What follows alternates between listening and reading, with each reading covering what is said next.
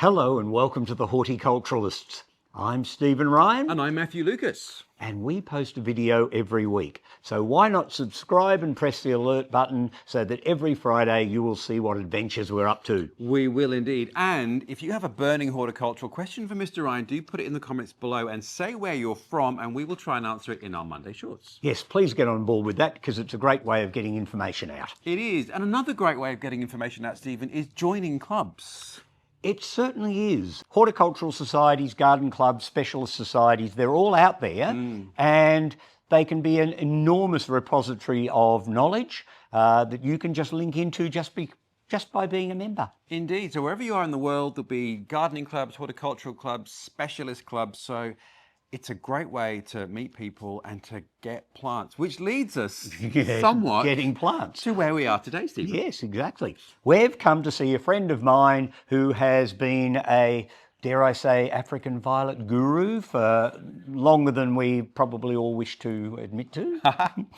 And so we're going to find out everything you ever wanted to know about this remarkable group of plants, how to grow them, how to propagate them, and do everything you could want. I think everyone has a memory of African violets. I know my grandmother used to grow them and propagate them, so I am fascinated to find out all the tricks of the trade. Well, why don't we actually move on and introduce our guest speaker today, Annette? Okay, let's go.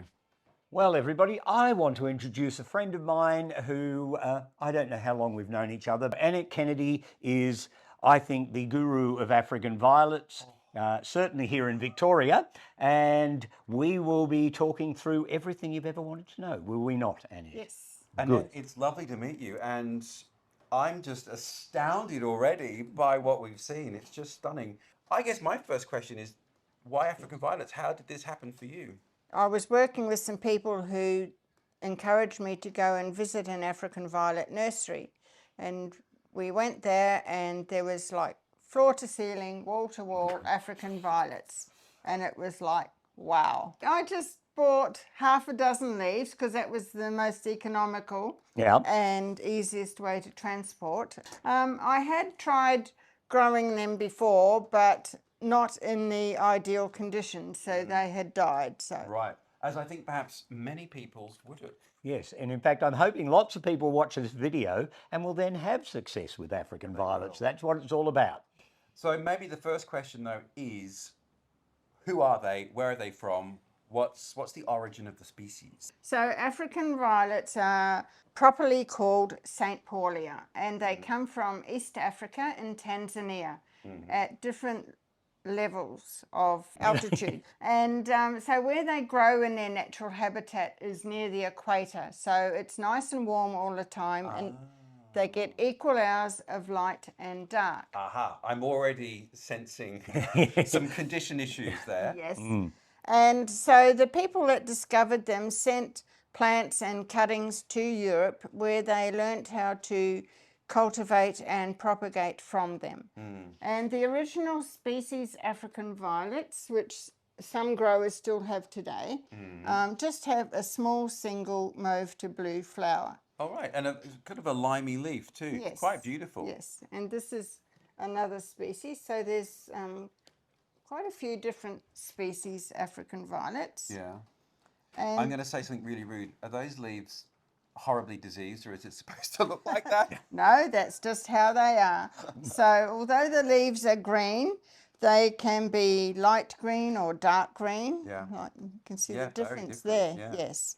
And also the leaves come in different shapes as well. In the wild, you say that they're sort of from a very even climate where they don't get winter, they don't get a change in climate particularly, but in their actual habitat, do they grow in the ground? Are they growing in the moss on the sides of rocks? Do they grow up in the trees? Do we know much about their natural habitat? They grow in little pockets of free draining soil under the canopy of trees. So they get the bright filtered light, but they don't get the direct sun. It wasn't until about the 1930s that a double blue flower appeared. So once you've got a double, then Yes. it's off, isn't it, really? Because right. that's something that in horticulture everybody wants. Some years later, a white flower appeared, And then some years later, a pink flower appeared. So people have hybridized from those until there are many thousands of varieties through the world today. Right. And I guess like many things, they've gone through roller coasters of fashion. Yes. Where are they now? Going up, going down, Oh, plateauing? very much up. With COVID, people had the chance to be at home and learn how to grow their plants, but also the internet has made them widely available because you can just get online and look up plants that you can buy and they are delivered to your door. So these are part of the Gesneriad family, aren't they? And Correct. Gesneriads, I think, too, are on the upward cycle of people's Yes. passion and interest. I mean, you've got more behind, but we won't go into those because we might do that in another video. But once you start, it's very hard to stop because you see another one. Yes, well, but I think African violets actually have the edge over quite a lot of indoor plants. They flower, and a lot of indoor plants don't. They're small, so you can have lots of them, and you can sit them on a windowsill or somewhere in the house, so you can always fit another one in somewhere. And so they fit modern living in lots of ways. Yes, they can flower almost all year round, so I can teach you some of the tricks to help you do that. Okay, well, let's get to that. But first, I can see a variety of plants here, so let's get you to talk us through the basic types of African violet we can find. All right, so we found out where they come from. Now I'd like to know just how diverse the genus is. So what sort of types of violets could I have? Well, your basic African violet that you find in stores is your standard African violet, where it just has a rosette of leaves and a nice head of flowers. I must say, that doesn't look standard to me. It is fantastic. Yeah, that's definitely you mean not standard by form or standard Yes. as in typical? Standard as in form and Right. typical. Okay. Now, so that's a standard African violet. So it just has one growing crown. Yeah. This is another standard African violet, but again, it has the one crown of flowers and leaves. This one actually has variegated leaves, which is very got you going, didn't it? Also, beautiful flowers on that, Annette, with the yes. bits of And purple. if you look in the light, you can see that the flowers actually They're sparkle. iridescent. Yeah, they They do. have a sparkle. Oh, fantastic. And so this is another standard African violet with the red and flowers and the white edge. Stunning. Now, you can also get African violets in a miniature form. So even smaller than the usual, so you could fit Yes, oodles so of them in. Fit a lot more of them on your That is windowsill. the leaves in this light. It's like a jewel. It's delicious. We'll get to your pots in a minute because these are remarkably practical. So this is just another little miniature, just Beautiful. a different colour. So you can also get African violets in what they call a trailing form. So most people think of trailing plants as in hanging down and trailing. Yeah, like some of the other Like this. Gesneriads around us. Yes, but with the trailing African violets, they are multi-crowned rather than hanging down.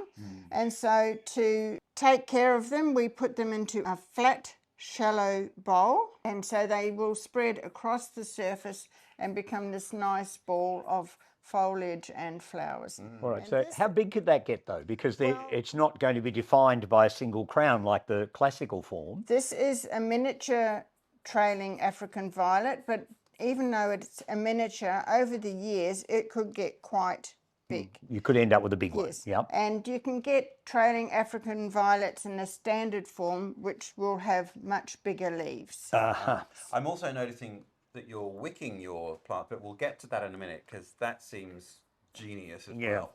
And so these three types that we've got, is that echoed in the wild in species? So you've got those three basic types in species forms as well? Yes. Right. So they've been hybridized to give you all the variety of form and structure and leaf. Yes. Interesting. There seems to be quite a few different leaves here. I mean, I did make a very rude joke about this one.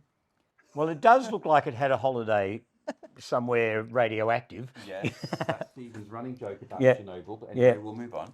It could be distress, but that's quite normal. But you can get them in a dark green. You can get them light green, Yeah. as like that. You can have them with A crinkle. what they call a ruffled leaf. With some of the leaves may be more pointed or rounded.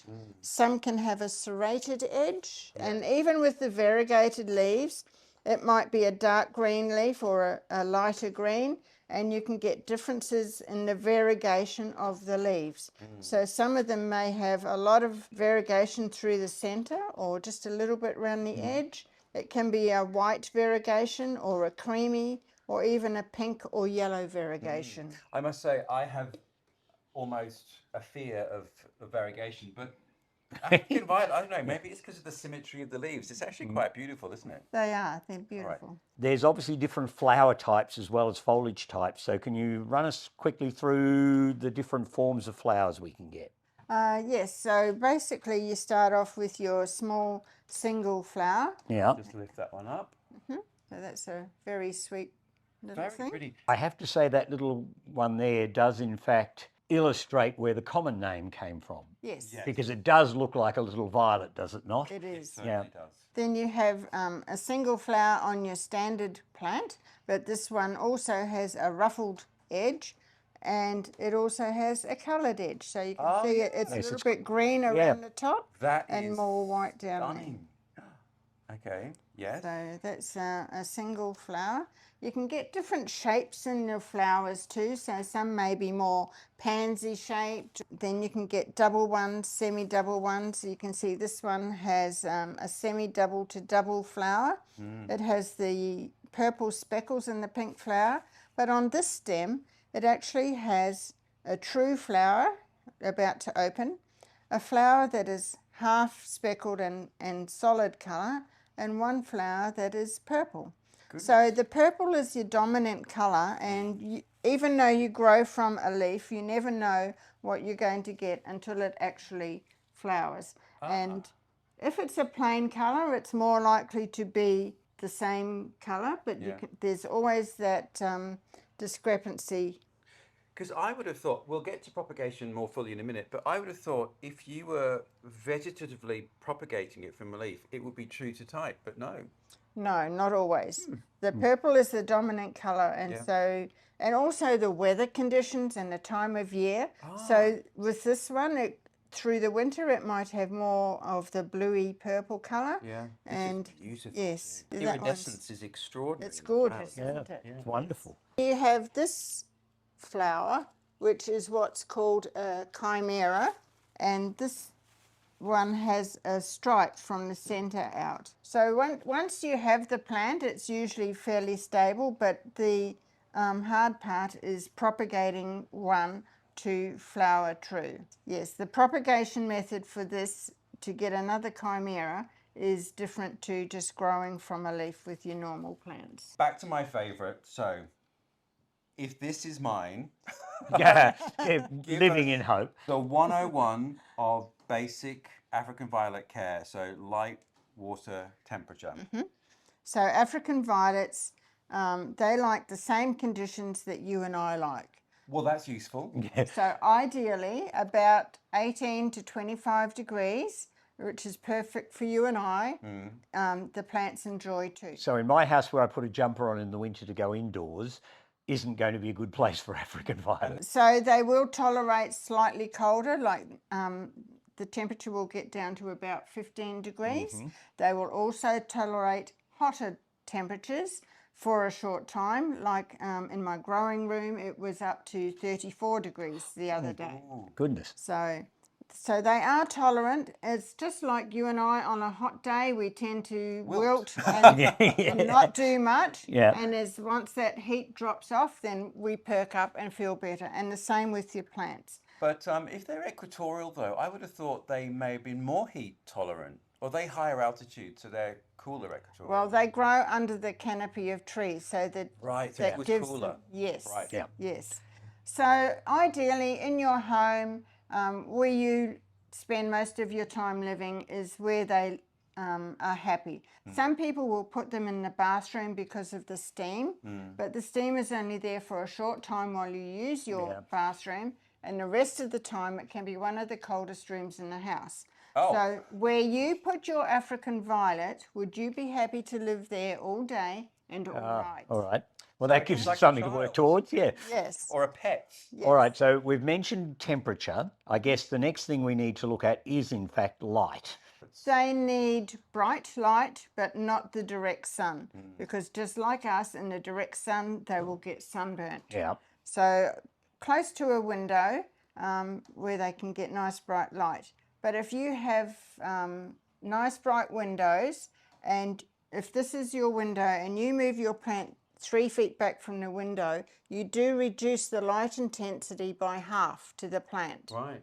That's how much they'll notice. But in saying that, your plant might sit there and grow and flower well. But if it's not flowering and doing what you want, you need to put it closer to the window. Makes sense. And it will take about 8 weeks to come into flower. Wow. So you mentioned before that they can flower at any point. I guess that's because they're equatorial, so there's no real season, so they don't have their own, No. I guess, flowering cycle. Correct. So they, given the optimum conditions, they can flower all year round.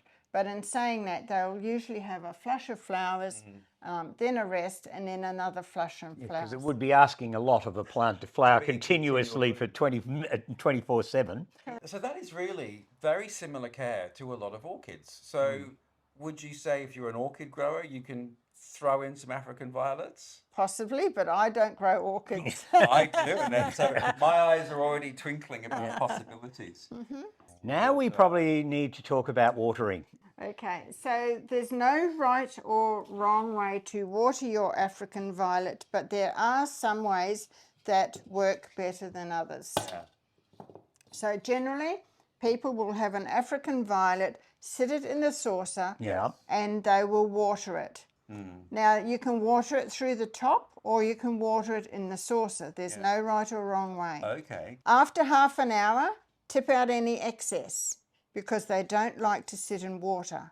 If you leave them sitting in water, they can develop root rot and eventually die.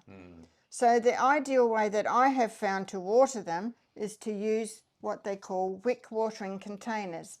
So this is a pot well which has a clear base and a white top. You fit them together and squeeze down and around until it clicks and holds together like that. Then you water this pot only up to the clear line.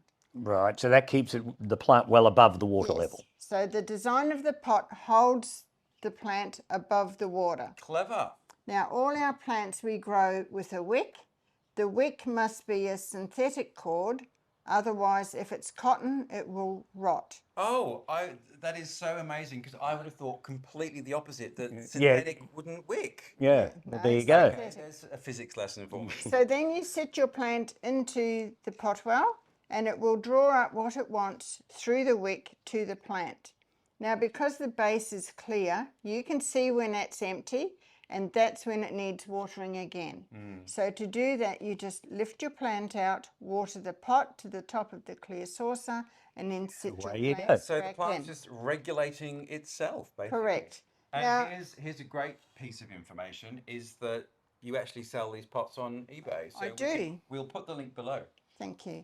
Now, if you don't want to use these fancy pot wells, you can use just an ordinary takeaway container of any size, shape, make a hole in the lid, put your water in there, and then you can sit your plant on top of the lid with the wick going down into the container. Right. And it works just the same way. Right. Because they can flower almost all year round, they need to be fed regularly to help them do that. Feeding, very important. So when I water them, I also feed them, and I use this fertilizer which we make ourselves, and you just give it a shake because it does settle. Yeah.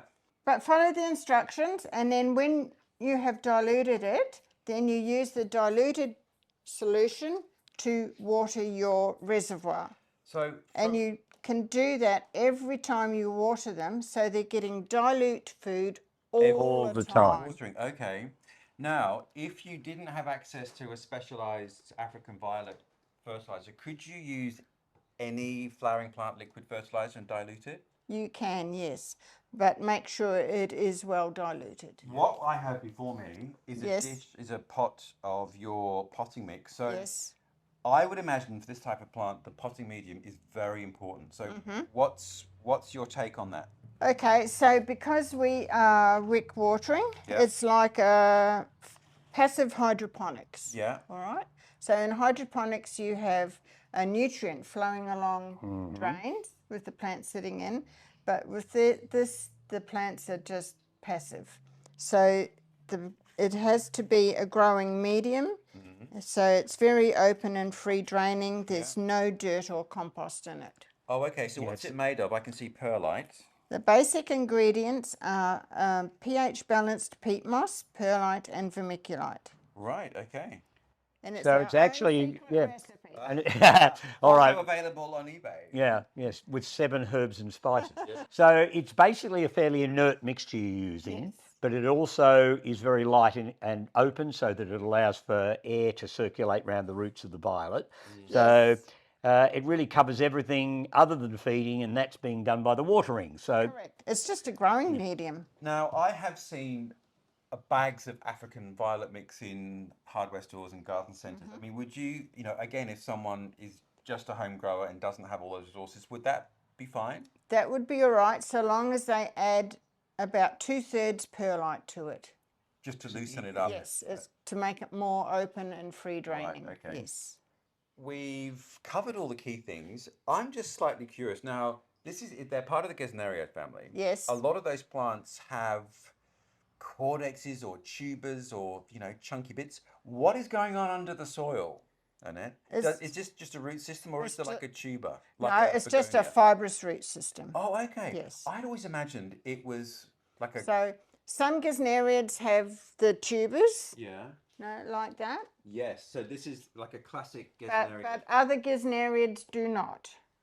So All right. So that's just a fibrous root system. Okay. So these hanging ones, they're just a fibrous root system. yeah, some of those are going home with us, aren't they? I know we're teasing you with the other Gesneriads. We are going to do another video with Annette about the Gesneriads. I'd always assumed that they had a tuber like a cyclamen or a tuberous begonia, but it's just a root system. Okay. Yes. All right. Many lights going off. How about you, Stephen Ryan? Yeah, Are you well- becoming impassioned about African violets? Probably not, because... I am. Yeah, well, that's good. I'm glad you are, because I'm you easy, should. I'm easy. Yeah, I'm not, because I just know that I don't have the conditions in my house. So if I was going to grow African violets, I would have to set up something for them, which would include warmth, because my house is always cold in the winter. We light the fire and then the temperature goes up beyond what, you're starting to take off jumpers. I mean, no African violet worth its salt is going to survive in my house. Yeah. So as much as I appreciate them, I can see my own limitations here. And so They I... will do very well with me, though. Well, they very well might. Well, the other thing that is quite obvious from casting our eyes around Yes. is that you are you're a great propagator. So, again, I've heard many things about propagating African violets. So what we might do now is look at that. Well, Annette, I think the time has come where we should be discussing propagation of African violets, because I know it's quite different to a lot of other plants. And I think it's one of those things that encourages people to engage with the group really well. So if I were going to propagate from one of these violets, for a start, what time of the year would I do it? Or does it matter? It depends on your conditions, but you can do it pretty well all year round, although the growth is going to be slower through the cooler months. All right. Because plants know when it's spring and when it's the growing season. Timing isn't absolutely necessary to worry too much about. Now, if I was selecting a leaf from one of these African violets, what would I look for? Okay, so you need to look for a nice healthy leaf that doesn't look too old. Yeah. So something intermediate in size? Yeah, so on this plant, all the leaves are, they're fairly young, so you could use any leaf, but you just take an outer leaf and just hold the stem close to the plant and bend it to the side, and it should just snap off. So you don't cut it off, you snap it off. So Yes. that would mean that you're snapping it right at the base of the crown, so you're not leaving a stub behind necessarily. Yep, right, that makes sense. Then what I do is I turn the leaf on its side and I cut the stem about 1.5 inches long, and I cut it on the angle. Right. Now, the reason I do that is because when you take the leaf off, it just has the flat growing surface. Yeah. By cutting it on the angle, it exposes a bigger surface area, and this is where your babies are going to grow from. And using a knife, of course, you're making a nice clean cut as well, so you're less likely to get fungal infections and what have you. Yes. So that's our cutting. Yes. So we don't need to cut the leaf or do anything like that. We just use that leaf. Yes. Now, if you are growing a variegated plant, you choose a green leaf, not the most variegated. Oh, now the reason for that is? Because it has more chlorophyll in So the leaf can feed itself grow better. the baby. Yeah. So again, you just hold it close to the base of the plant and bend it to the side, and it should snap off like so. Huh. And then you just prepare it the same way by cutting the stem on the angle. Now, if it's a really big leaf, it could be a bit top heavy when you pot it. Yeah. So you can also just cut the top So you could if it's right. Yep. Yes. Yep. And that would also mean that you're taking up less space if you're laying them out in your propagating area. Yes. All right, so we've got the leaf cuttings done. Now, before you were talking to me, and I want this to go to air because I think it's really interesting. When you're working with the chimera, you can actually take leaf stem cuttings. Flower stem cuttings, sorry. Cuttings. Yes. Yeah, so I'd like to just go through that because I'd never heard of it until this very minute. Yeah, so the term chimera I've always understood to be about two different varieties melding together and creating a hybrid form. And there's cannas, there's all sorts of things that have produced chimeras. Your version of chimera is basically about the flower form, is it not? Correct, yes. Yeah, so these ones are stripy flowers. And in fact, they're also spotted. It's a very weird plant. Yes. And the leaf cutting isn't going to be guaranteed to produce a... No, it won't reproduce true from a leaf cutting. And of course, you don't have a lot of other things to work from with an African violet, do you? So ideally, you would hope that it sends a little plant growing out the side. Yeah, so division would be one technique, yep. We call a side shoot or a sucker. Or the other way you can use is a bloom stalk. Now, I find this fascinating because I understand leaf cuttings with African violets. I've known about it for donkey's years, but I had no idea that you could actually turn a leaf stalk into a new plant. So that's fascinating. So you take your bloom stalk and then you remove the flowers above those two little leaves. Oh, yes, the little bracty leaf things, yes. Leaf bracts. Discard them. And then again, you just cut that stem on the angle, about so long. And that's your cutting. And that's your cutting. Goodness me. Chimera. Now, is that guaranteed to produce a plant like the parent, or is there still a risk? There's still a risk, but it is a better chance to produce a true plant. Well, I'm stunned. It's certainly a form of propagating I'd never seen done before. And of course, when you're doing propagating, most of the time you're ripping flowers off. You're not worrying about flower stems. So to actually produce a new plant from a flower stem, I think is fascinating. All right, so we're going to put this cutting in. So do we use your usual mix to put the cuttings in? Yes, I just use my usual mix. Yeah. Now this is just like a little medicine cup with drainage holes in the bottom. All right. So I just fill it with potting mix. Now I don't compact it in. No. All I do is moisten it. This is just water. Just a little bit of water. Yes. And obviously at this stage you wouldn't feed because you want to produce roots. So it's just your inert mix. So I just press that in so the little leaf bracts are above the top of the surface, and then what I would do is put it into a little zip bag or something just to enclose it and keep it moist and humid, and fingers crossed that it will grow. All right, now leaf cuttings. I guess it's fairly straightforward what you do, but why don't we talk people through what you do with the cutting once it's prepared? Okay, so once it's prepared, I take a small pot. This one is only 55 ml across. I write the name of the variety on the side of the pot. So I use a white chinograph pencil and I put the date on.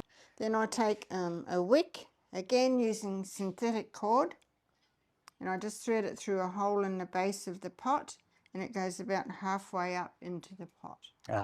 I was going to ask you about your wicking, so you need to get it well up inside the pot. Yes. And you only have the one, so it's going to bring up enough moisture to sort of moisten all that mix. Yes. Yeah. So then I just fill the pot with my potting mix.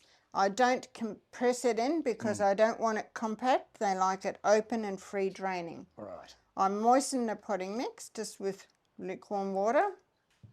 Then I take my leaf cutting and I just slide it in on the angle like that.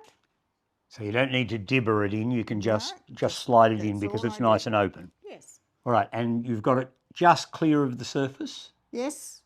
Well, the leaf can rest on the back of the... Ah, right, so on the that back. holds it up in Yeah, place. yeah. So that's basically what we do. Now, where would we put these then once they're prepared? On your windowsill under bright light. We don't necessarily need to put them under a cloche or something like that? No, they don't have to be. You can do, if you have a propagating tray, you can put them in there with the lid over. All right, yeah. It's not 100% necessary. We've got to that point, but we've got some examples here prepared earlier, as one does, of some plants that are actually in the growing phase. So I think we should show people the different phases of these ones that we Yes. have and how old they are to give people a sense of how long it should take. Well, it normally will take about 8 to 12 weeks before you see anything starting to grow. Now, will they initiate roots first? Yes. So that will be happening underneath. Yes. And then they'll start to produce the little plantlets. So this one was planted back on the 1st of October. Pushing on to a month and a half. 14 weeks. Yeah. So you can see the little babies starting to grow. And it's more than one that's coming from the base of that leaf. You can see there's obviously a few little babies in there. Each plant will generally produce 3 to 5 little plants, sometimes more. I've had up to 12 and more from one leaf. Now also sometimes the mother leaf will start to grow. Yeah. So if that happens, what you can do is just slice the top of it off, and that stops the mother leaf growing, and then the more energy will go into the babies. Yes. Right. So now you've got one of the variegated ones there, and you talked before about picking a leaf that wasn't overly variegated or had almost no variegation in it, and the babies are highly variegated. That's right. So you can see it's a really green leaf, but the babies have come up variegated, and there's not much chlorophyll in there yet. Yeah. So it's important to leave the mother leaf on. Yeah, because that's feeding it, isn't the it? babies. But again, you can just cut the tip of that off, and that will stop it growing, but it's still there to help feed the little babies. So how old are those ones? Because they're obviously quite a bit bigger than the first one we looked at. End of August, so 3.5 months. Yeah. And finally, you've got one there that I'm assuming is getting close to the point where you could then divide it if you wish to. Possibly, yes. Yes, it's getting closer. This was at the end of July, 4.5 months. All right, and so now you've got all those little babies in there, and there's obviously a number of them. So at that point, when they're big enough to manage, you could then divide them, yes? Correct, Yeah. yes. All right, so we need to probably show people how to do that next, I guess. Yes. All right, Annette, that one looks to me like it might actually be even older than it needs to be divided. When did you do these ones? So this was planted back on the 1st of March, so it's well and truly overdue to be separated. And it could stay in that form, though, for a fair while, could it not, if you don't get round to it? Because sometimes you just don't have the space to grow them on. Correct, but there's multiple plants in here, so they're all competing for space, food and light. Yeah. So eventually one will dominate. All right, so the others will start to fade if you don't deal with them. Yes. We're going to divide this now, so you better talk me through the actual process so that we understand what we're trying to do. Okay, so first of all I remove the wick because it's been grown using wick watering system, and I discard the wick. So you don't reuse your wicks? I do reuse my wicks, but I wash them and soak them in a bleach solution first. Right, fair enough. So then I remove this from the pot, and then I look closely and tease the separate plants I see, apart. yes. So as you do, you can It see. almost comes apart in a logical sort of way. So you can see there's one there. So we have. Now you don't need a huge amount of root system with each division? No, because they will all have some roots, and even at this stage I can take some of these lower leaves off as I discover the... But the idea is to try and divide it down into single rosettes. Yes. Now these leaves I'm pulling off, I wouldn't really use them for growing more plants unless it was extremely rare, because it's better to use a more mature, healthy leaf. Right, fair enough. All right, so just from that bunch I've got 4, and I'm taking all these roots off because they're partly belong to the To other the old plants. leaf and what have you, yeah. And then we go back to this bunch and we have another 1, 2. Goodness. I guess unless you're in commercial production though, if I as a home gardener was to produce these, that'd be more than enough for my own purposes, surely, Yes. and to give away to friends for Christmas. Correct. So now I've got 1, 2, 3, 4, 5, 6, 7, 8 little plants from that one leaf. All right, now do you just pot them as they are, or do you do some more preening on them? No. So what I do is I remove the lower leaves, Yeah. because we need to train our plants to be compact and symmetrical. All right. I don't want them lopsided, so I can take that one off and that one off. All right, so you've got a fairly compact little plant So now. that's a much nicer looking little plant, and I can do the same with all of these. If you're not sure, you can just leave a leaf on and then have a look at it a little bit later, and then you'll decide whether you should take it off or not. So you can see this is quite a more mature one, so you can... Yeah, that looks almost like a fully grown one already. But you want to try and keep them symmetrical. Yeah. And then and also, it's easy to see the lower leaves. It's always the lower leaves. Yeah. So they're the ones you take off. Yes. So I guess the next thing is to pot them. So we need to look at how to go about that, which I assume is a similar technique. Yes. So now each plant would like to go into its own small pot. Yeah. So I take a pot and I write its name on the side. Oh, good. So, and the date, so name and the date, because then you can look at the plant in a few weeks and think, gee, that's growing well, or it's a bit slow, or... Okay, Now I use a wick again. Now that's a slightly larger wick than you were using in the leaf cutting pot. Because it's a bigger pot. Yep. And that's a 3mm nylon cord. Right, good. Then I put a little bit of potting mix in the bottom, not too much. Mm-hmm.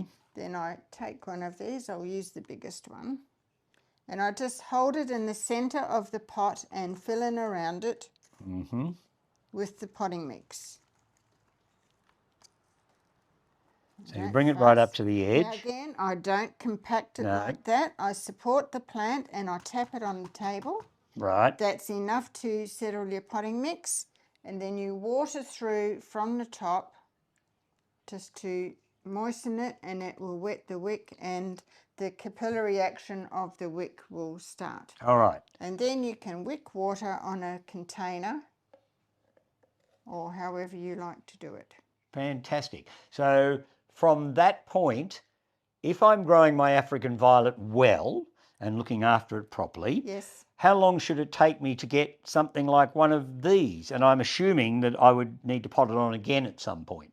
That will take about 8 to 12 weeks to come into flower. Yeah. And also in that time it will probably be ready to go into a full-size pot. And that's the biggest pot you would use? Which is a 4-inch squat pot. Yeah. So it's only 4 inches across. An African violet is never static, so it's always going to keep growing and moving and so forth. And if you're not going to put it into a great big pot, which seems not to be the way to grow them, then you have to refurbish a plant every so often. So what does one look for and how does one go about it? Well, ideally African violets like to be repotted about every 6 to 12 months. So that just refreshes the potting mix and rejuvenates them. And if you don't do that, they can end up with a big long neck. Yeah, they'll sort of become a trunk underneath them, yes? So when I repot an older plant, all I do is remove all the flowers first. And that way you can have a good look at your plant, because ideally There's probably a few people out there now going, oh no! But, you know, sometimes, well, I guess if it's a plant that can flower off and on virtually all year round, you're not going to have much of a time gap between each batch of flowers. So you've got to do it when you can do it, don't you? Correct. And if it has a dense head of flowers, then the light doesn't get through to the center. So, and also these leaves out here are not going to produce flowers anymore. So the plant is just feeding them when it could be using that energy for fresh flowers. Ah. Now, you just mentioned something that's thrown me a little bit here, Annette. You talk about the older leaves no longer being supportive of the flowers. So where do the flowers actually form on your average African violet? The flowers actually form usually the first 3 rows of leaves. Yeah, So the outer leaves are not going to produce any more flowers. yeah. So if you have a flower on your plant, it is the flower stem is immediately supported by a leaf. All right. Now any leaves below that are excess to the plant and they can be removed. And I assume, if you're going to remove those leaves, that we could in fact use a lot of them to produce more plants. You could, but bearing in mind the fact that from one leaf produces 3 to 5 little plants. So if I took 5 leaves off here, then You would be inundated with violets. You'd have to get rid of bedrooms and everything. You'd just have to have violets everywhere. correct. Yeah. So, yeah, so you do need to be a bit sensible about it. So, all right. So we've got this one. You've removed the flowers out of it. So we've now got the rosette of leaves. Yes. And you're now telling me we would probably take off quite a lot of the older foliage as well. Yes, so I start, and when you look closely, you can see which is the lower leaves. Yeah. All right. So we're going to take off. About what percentage would you say you would normally take off a plant you're repotting? Probably about half. All right. So I start with the lower leaves and just work my way around the plant. And at the same time, I want to keep my plant symmetrical. Yeah, so you're trying to keep that nice shape. I've done this quite a few times. I bet you so have. You sort of get your eye in. Yeah. Now you could also plant 1 or 2 of these leaves. Now I've taken off quite a few, and you can see, but also I might take off this one. Yeah. Or that one. You've got to find a spot that you're going to stop at, though, don't you? Yeah. So if you're not sure, cover your leaf over with some paper or your hand and have a look at your plant to see what it will look like before you take the leaf Because you can't off. put them back. No. All right, so you might take those ones So I off. think I will take those ones off. All right, and then I will stop there. All right, so that means your plant is raised up a little bit because of all of the old leaves have been removed. Yes, so having done that, you have all these knobby bits. Yeah. So you can just scrape them off so that you have a smooth trunk or neck. So we've got to this point. I'm assuming the next thing is to take the plant out of its pot. Yes, so I just pull the wick out because Yeah. we're going to use a clean wick. Then I take the plant out of the pot. So you've just squeezed it a couple of times to release the side of the so pot. you can see that it is fully filled the pot with roots. Yeah. So it is root bound, and you can see the little roots going around. Now, if this plant had a neck on it, 1 inch long, I would then cut 1 inch off the bottom of the roots so that it would fit down into the pot, and then you wouldn't have that long neck. So you don't want that trunky bit underneath it. So No. I get what you're meaning. So basically all you're doing is cutting the base off the plant and then sliding it back into the pot and then refilling up around the top of the plant. Correct. And that way you're creating a young plant again. Yes. But if I had an old one that my grandmother had in her kitchen or something, and it had quite a big trunk on it, you could actually slice it down and pull it right down into the pot again. I always like to leave some roots on. So Yeah. if it had a big long neck, I would slice it off about here. But still leave some roots Still attached. leave some roots on. Some people like to just cut it off and leave a short stump and then plant that stump into a smaller pot. But I always prefer to leave roots on. Good. So you're just going to quite literally slice the bottom off. Yes, so I just turn it on its side and use a sharp knife or craft knife and just slice it through like a piece of cake. Ah. There we go. So I've taken that off. Yeah, so you've taken off 1/2 inch or thereabouts. Now I also like to just trim a little bit around the outside. Is that so that the new potting mix, when it goes in, is going to sort of tie in with the existing potting mix a bit better? And also just so that it fits back into the pot easily. So now I just put some clean potting mix into the pot. And then I will sit that in there. Perfect. Ah, there we go. And then fill in around it. Goodness me.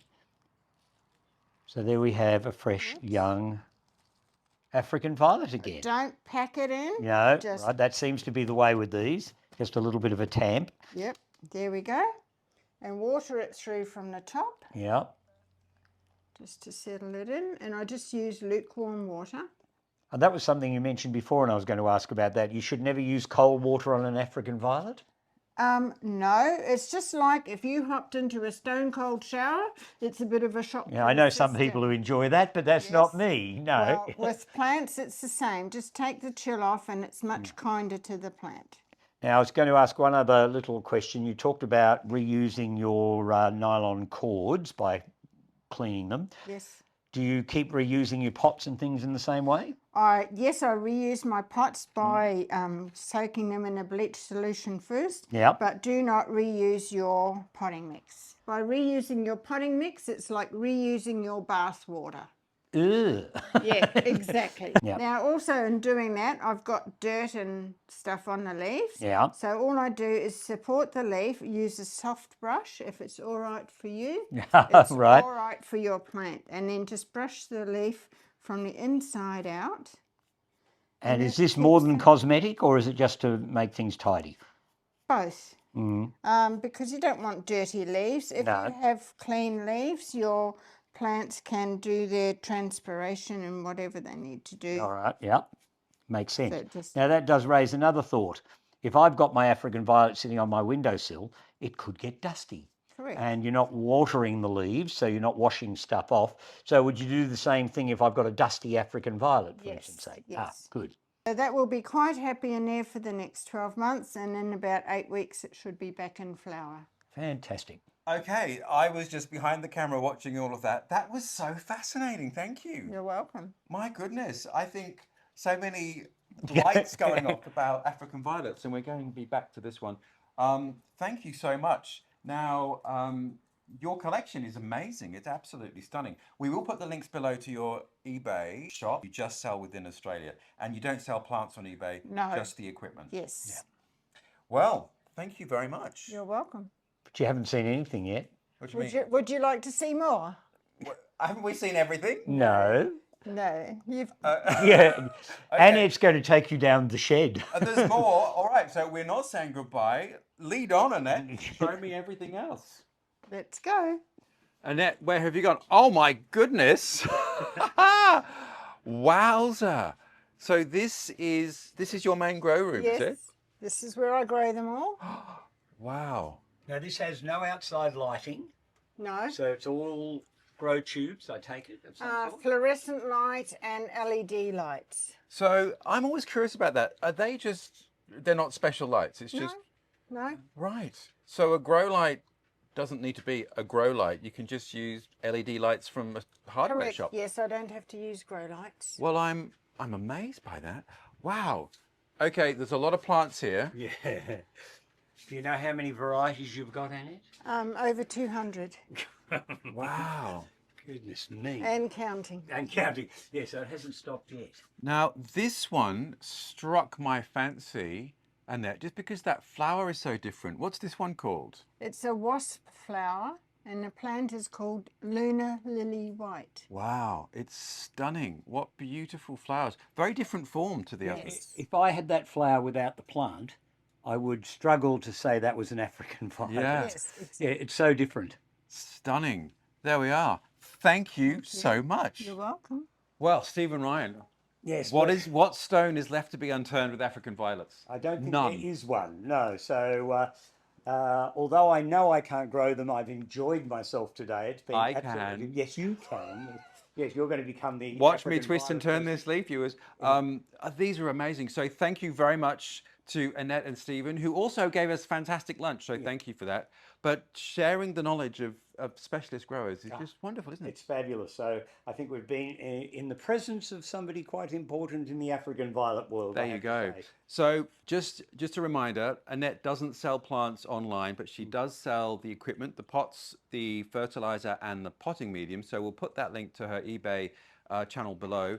But Annette is a member of the Is it Early Morn African Violet Society. which we'll put a link below. So you could stalk her at that club if you are in Melbourne or Victoria. So that's the best way. But wherever you are in the world, there will be a group. Undoubtedly, whether it be an African Violet Society or in fact a society that grows the whole family, so it might be a Gesneriad Society, which includes African violets in their mix. There's somewhere you can go to learn about these plants even further. Or you can just watch this video again. Yes, exactly. But what will we be doing next week, Stephen? Goodness only knows. But we'll be doing something horticultural, I'm sure, and so it would be worth everybody's while to press the subscribe button and the reminder button so that they will know what we're doing. We post every week on a Friday, but if you've got a burning question for Stephen Ryan, do put it in the comments below, say where you're from in the world, and he will answer it in our Monday Shorts. I'll do my very best. But we'll see you next time. Bye all.